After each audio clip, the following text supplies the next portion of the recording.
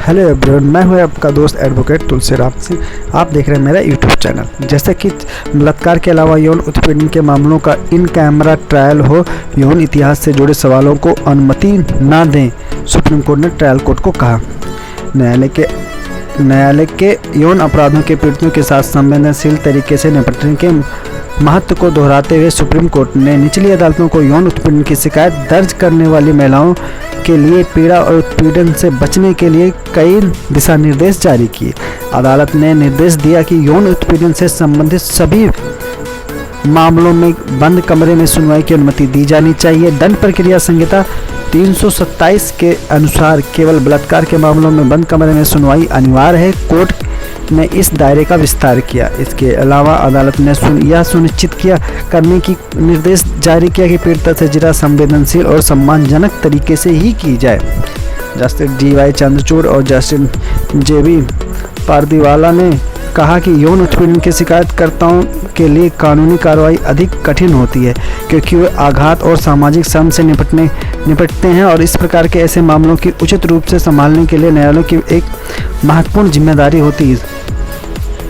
निचली अदालतों का यह कर्तव्य है कि उत्तरदायित्व का अपने सामने पीड़ित व्यक्तियों के साथ उचित तरीके से निपटे। CRPC की धारा 327 के तहत जब मामले में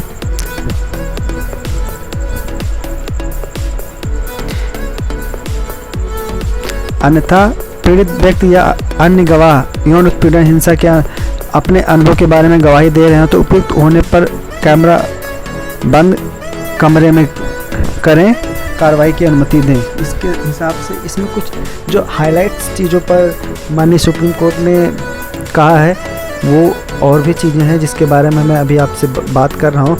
जैसे कि अदालत ने ये कहा कि अर्पणा भट्ट बनाम मध्य प्रदेश राज्य के मामले में फैसले पर भरोसा किया, जहां पर नोट किया गया कि यौन अपराधों के पीड़ितों को न्याय की तलाश में करने में सक्षम बनाने के लिए ऐसे मामलों को उचित रूप से संवेदनशील तरीके से संभालने के लिए आपराधिक प्रक्रिया को यौन अपराधों की गंभीरता और आवश्यकता की पहचान में ढाला गया था।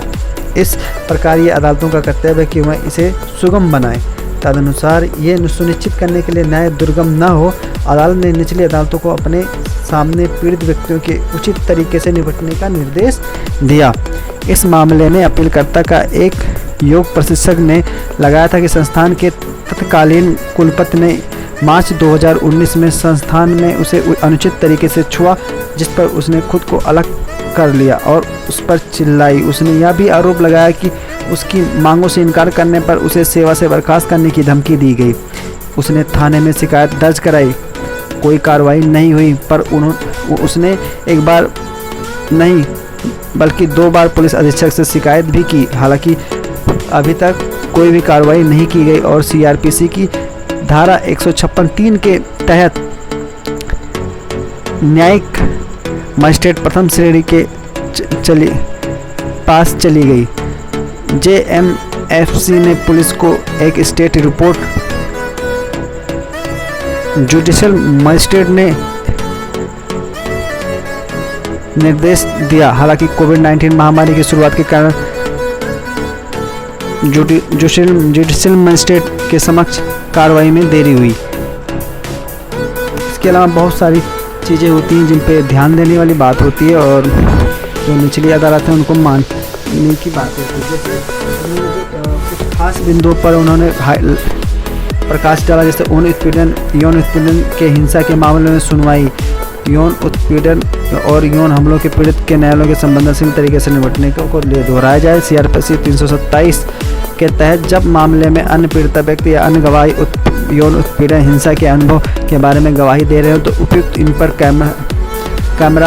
कमरा बंद में हो की अनुमति दी गई। बहुत सारी चीज़ें हैं जिसमें 154 की प्राथमिकी दर्ज करें, पुलिस अपने विवेकाधिकार का उपयोग नहीं कर सकती। ये केवल 156(3) के तहत केवल मजिस्ट्रेट के पास अपने विवेकाधिकार का उपयोग करने का पावर होता है और पुलिस को केवल मजिस्ट्रेट के आदेश का पालन करना, निष्पक्ष रूप से जांच करने का परमिशन होता है, पावर होता है।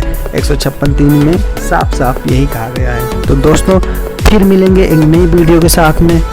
आशा करता हूँ वीडियो आपको अच्छी लगी होगी। अगर अच्छी लगी है तो लाइक करें और चैनल पर नए हैं तो सब्सक्राइब ज़रूर करें।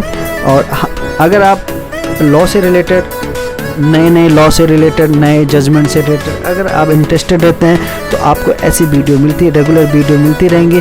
आपको क्या करना है, चैनल को सब्सक्राइब करना है और बेल आइकन को ऑन करना है और ऑल पे करना है, ताकि आप हमारे हर नई वीडियो आप तक पहुंचती रहे। आप अपने अधिकार को जान सकते हैं। इस चैनल से जुड़ने के बाद में बहुत सारे नए लॉ और बहुत सारे पुराने लॉ हैं जिसके बारे में आप जान सकते हैं। Thank you, good night.